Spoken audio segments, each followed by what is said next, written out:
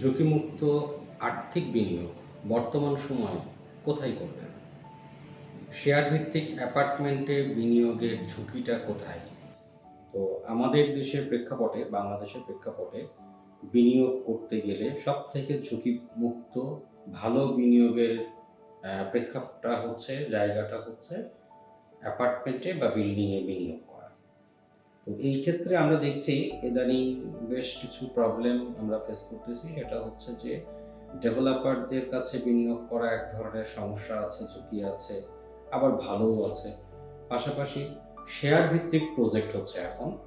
এখন বা ঢাকা সিটির ম্যাক্সিমাম জায়গাতেই শেয়ার ভিত্তিক প্রজেক্টটা প্রচলিত হয়েছে। অনেকেই শেয়ার ভিত্তিক প্রজেক্টে আমরা অংশগ্রহণ করছি।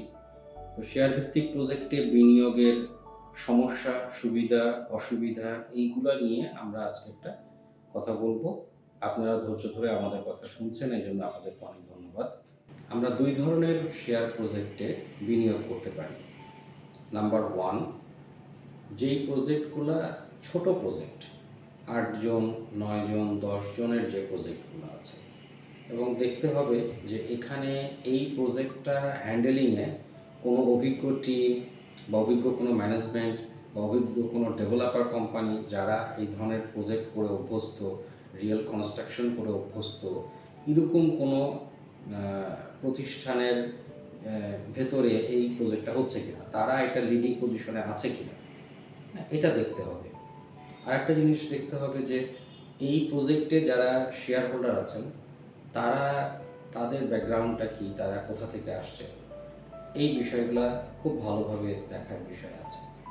দ্বিতীয়ত বিষয় হচ্ছে যে আমি যেখানে বিনিয়োগ করতেছি বা যারা আমার কাছে এই প্রজেক্টটাকে নিয়ে আসছে, তারা যেটা বলছে যে এইখানে ২,০০০ স্কোয়ার ফিটের অ্যাপার্টমেন্ট হবে বা ২৫০০ স্কোয়ার ফিটের অ্যাপার্টমেন্ট হবে, এই অ্যাপার্টমেন্টটা নির্মাণ করতে ২৫ লাখ টাকা লাগবে বা ৩০ লাখ টাকা লাগবে।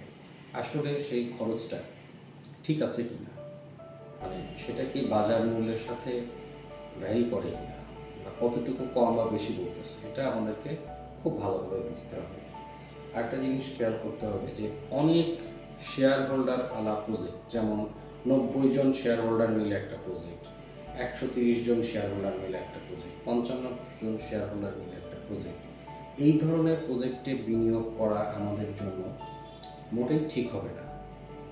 এই কারণে যে ছোট প্রজেক্টে যেখানে ৯ জন শেয়ার হোল্ডার আছেন আর যেখানে ৫০ জন শেয়ার হোল্ডার আছেন, এই ৯ জন মানুষকে যে কোনো সিদ্ধান্তে একমত করাটা খুব সহজ।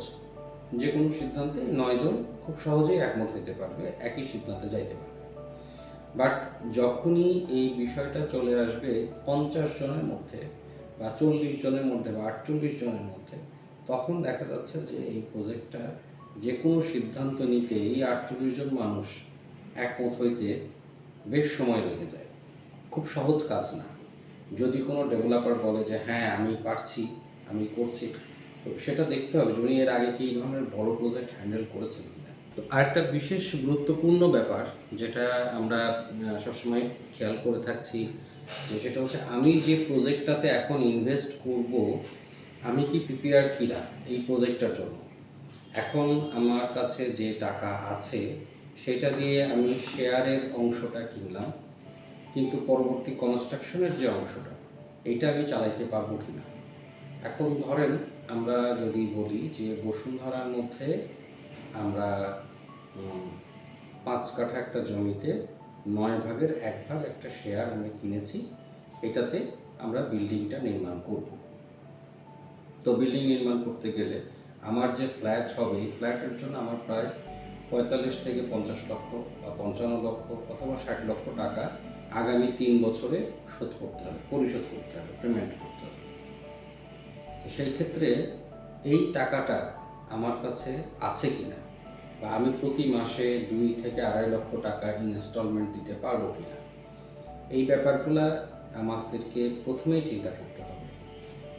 চিন্তা করে আমাদের এই শেয়ার প্রজেক্টে বিনিয়োগ করা উচিত।